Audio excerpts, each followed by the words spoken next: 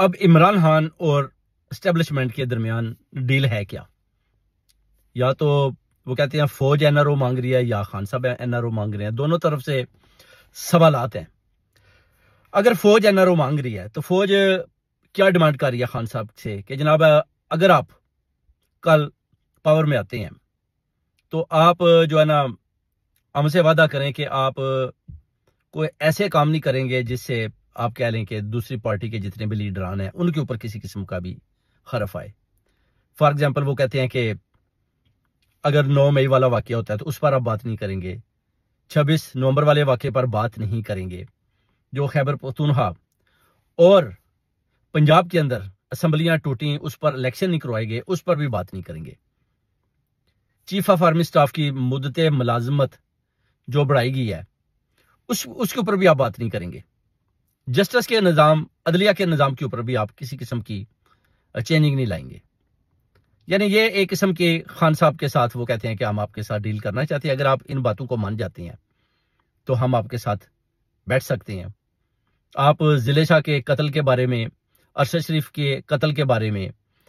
یا جو اسلام آباد کے اندر جو 300-400 آدمی قتل ہوتا ہے، شہید ہوتا ہے، ان کے بارے بھی آپ بات نہیں کریں گے۔ جو جیل کے اندر بند ہے 10,000 آدمی، ان کے اوپر بھی آپ بات نہیں کریں گے، تو پھر ہم آپ کے ساتھ بیٹھ کر بات کر سکتے ہیں۔ تو یہ ایک قسم کا وہ کہتے ہیں کہ ہم آپ کو این آر او دینا چاہتے ہیں، یا تو آپ ہم سے این آر او لے لیں یا آپ ہمیں این آر او دے دیں، مگر جو ہماری شرائط ہیں وہ یہ ہیں۔ تو یہ جو خان صاحب آگے سے پیغام خان صاحب کا کیا ہے کہ آپ کو لگتا ہے کہ آپ مجھے سمجھ نہیں پائے، لگتا ہے، خان صاحب کہتے ہیں لگتا ہے کہ آپ کو کہیں نہ کہیں مجھے پرکھنے میں یا مجھے سمجھنے میں آپ غلطی کر رہے ہیں۔ آپ سوچ رہے ہیں کہ میں آپ سے این آر او مانگ رہا ہوں، آپ سوچ رہے ہیں کہ یہ جو ساری شرائط آپ نے میرے سامنے رکھی ہیں، آپ سوچ رہے ہیں کہ شاید میں مان جاؤں گا، آپ سوچ رہے ہیں کہ میں ضلع شاہ کا قتل چھوڑ دوں گا، آپ سوچ رہے ہیں کہ جو اسلام آباد میں 300-400 آدمی کی شہادت ہوتی ہے وہ میں آپ کو معاف کر دوں گا، جو مجھے گولیاں لگی ہیں وہ تو میں آپ کو معاف کر سکتا ہوں، مگر یہ جو میرے آدمیوں کے اوپر فسطائیت یا ان کو شہید کیا گیا ہے اس جعلی حکومت کی طرف سے، وہ کہتے ہیں کہ